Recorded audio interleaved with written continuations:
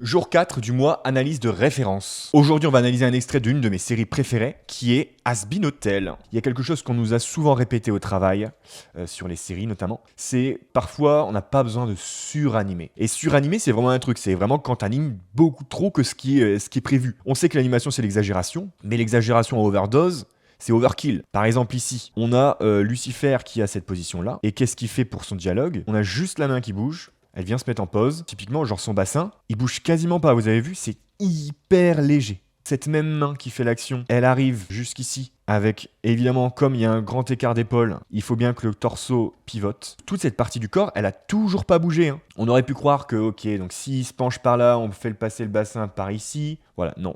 Là, le bassin, il est vraiment stable. En plus, il se tient sur un genou. Ça, c'est très joli, ça. Un beau smear. Ouverture de la main, du coup, et il tient avec la main de Broadway là. Ok, super. Pas facile d'analyser cet extrait, j'avoue. C'est la première fois que j'analyse de la 2D. Là, on a moins regardé l'aspect technique, mais plus l'aspect artistique et du coup l'acting. Ok.